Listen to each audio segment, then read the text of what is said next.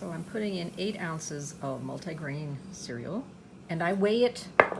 I'm not sure how much volume that is, but I definitely weigh it. If you use too much, it makes the bread very heavy. And then you cover that with 12 ounces of boiling water.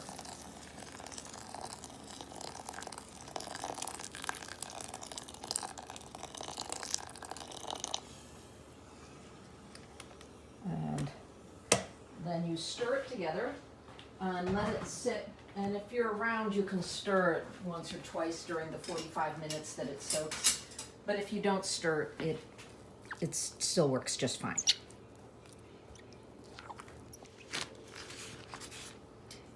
So I want 1 3/4 ounces of either some fairly neutral oil like canola oil or butter that's been melted and then has been allowed to kind of come back to about room temperature, but is still pretty much liquid.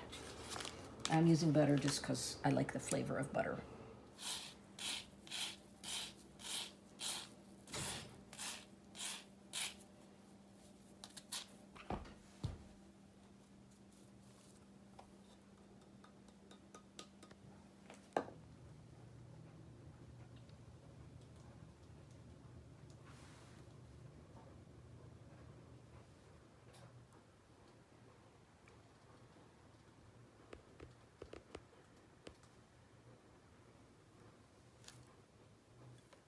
So a tablespoon of yeast, put it in a 1/2 cup of warm water, a little warmer than body temperature. So probably like 100, 110. And then it sits for a few minutes until it starts to, so it's dissolved and bubbly. So I've got my multigrain flour with the zest of 2 oranges in it, the 1 1/4 ounces of butter with 6 ounces of honey added. And I want 25 ounces of flour, which is roughly 6 cups, something like that. So I always do a mixture of whole wheat and white on purpose. And the exact proportions, I'm not too fussy about. Sort of probably 1/3. So 25 ounces is 1 pound, 9 ounces. I don't add the yeast right at the beginning just because I wonder about the sugar in the honey can be hard on the yeast, so I like the dough to be tempered with the flour before the dissolved yeast. If you have just the dry, this is the dry active yeast that you bloom in water. If you just have the quick acting ones, the ones that they're smaller granules somehow, so you can put them in dry. If you use a little less, and I'm sure if you Google the proportions, you can figure it out, but I don't have that in my head.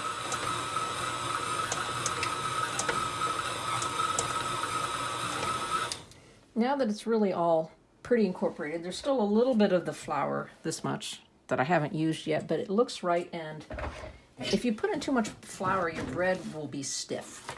And now it's going to sit there just like this for about 20 minutes, and that gives time for all the grains in there to soak up water.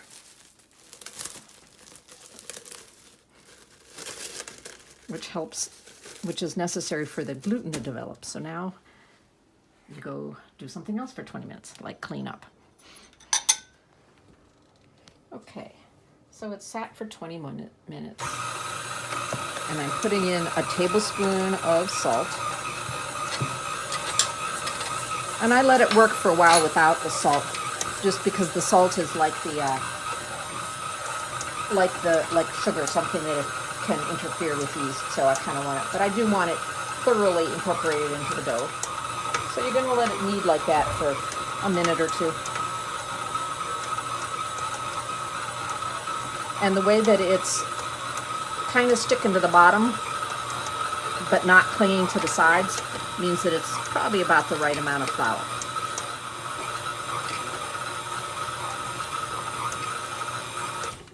Now I'm going to do a stretch and fold, so you need to do it on a slightly oiled surface. If you had, I put the Silpat down because I don't want the oil to absorb into this wood. And I like to get my hands sticky and this oily because that makes it so it doesn't stick. And then I'll take this out of the mixer, and the oil on this scraper makes it so it tends to scrape instead of just sticking to the scraper. I am very fond of this kind of scraper. They're very good for bowls like this, but you can be deceived. There's some that aren't flexible. Like this is flexible, so that's the way you want it. I have some that aren't flexible I thought were the right thing, but I actually think they're for decorating or something. They work well for other things, but just not for this. But this is very good for scraping out a bowl.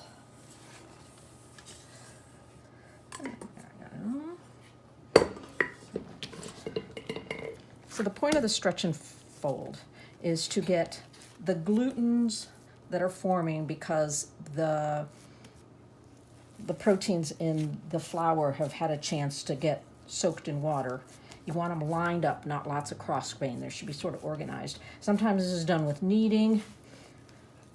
But this is another way of doing it. The advantage with this kind of bread is all of these little multigrains and the whole wheat in it, the bran and the whole wheat tends to cut up those gluten strands as you're developing them. So you've stretched it one way and then fold it in thirds and then turn it 90 degrees and do the same thing again.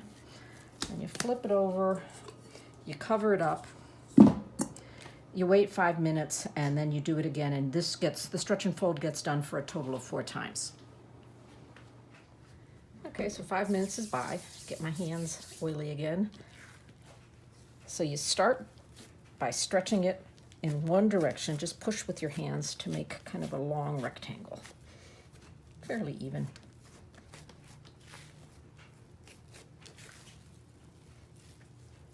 And then turn it 90 degrees. Stretch to make a long rectangle a second time.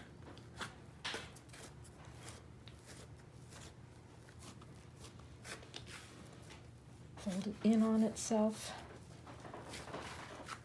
Flip it over, cover, let it rest 5 minutes, and it's been done twice now.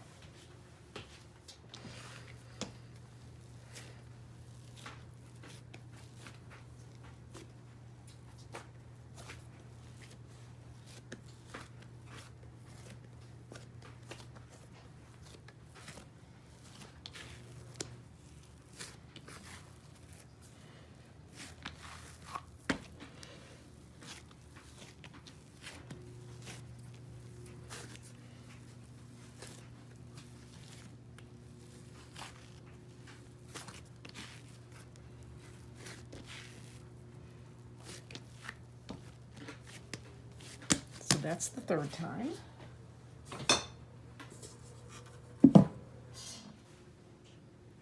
So I'm going to do the fourth and final stretch and fold.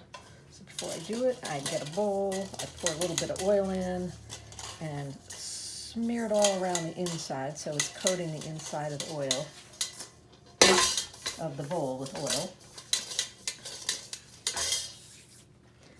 And I do the final stretch and fold, and the dough has become a lot springier.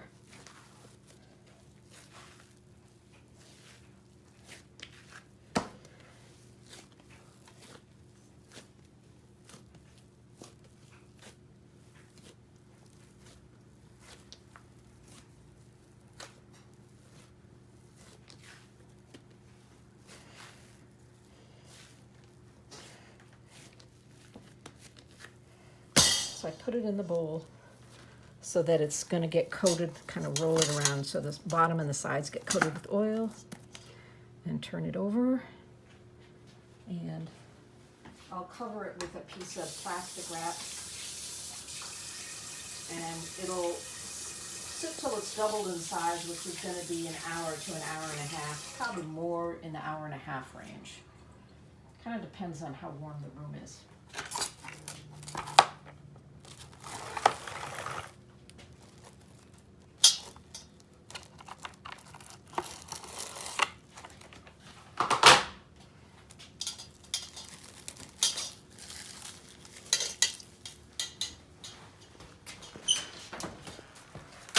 I'm going to give it a little boost by putting it in the oven on the proofing mode.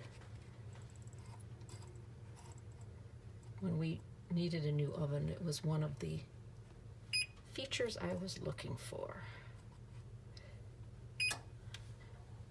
And now it will sit for an hour and a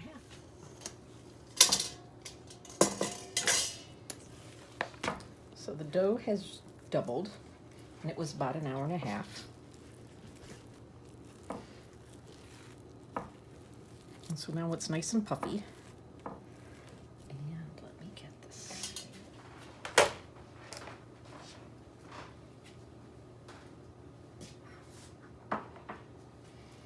Okay. 773. This one's going to be bigger. 870. So it's about 100 different.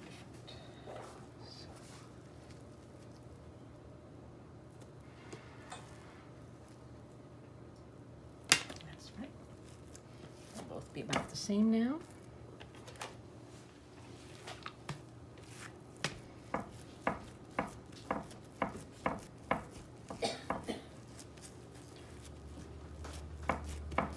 So I push it into a rectangle.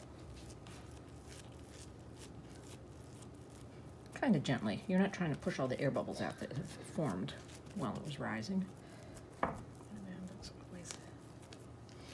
And I just roll it up a little bit, and I just press at the rolled end. Kind of pull in the ends as you go, trying to keep them.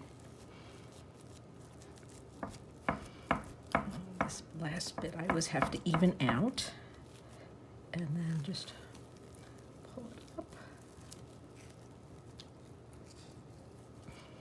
And get it all sealed.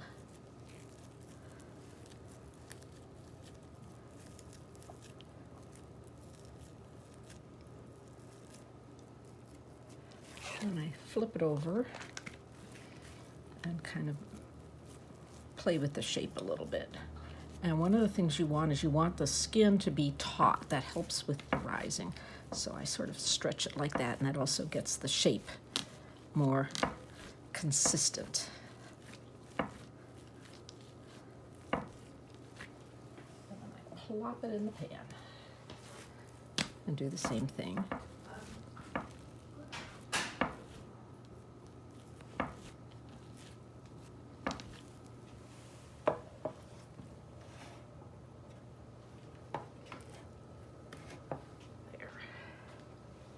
Now they'll rise for somewhere between 30 and 45 minutes. And the first part of it I'll do in the proofing oven. And then the last part, the oven will be heating up, so they won't be in the oven then.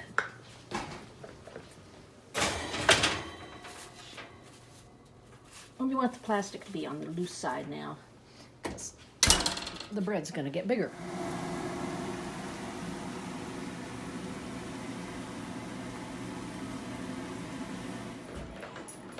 205, 6, yeah.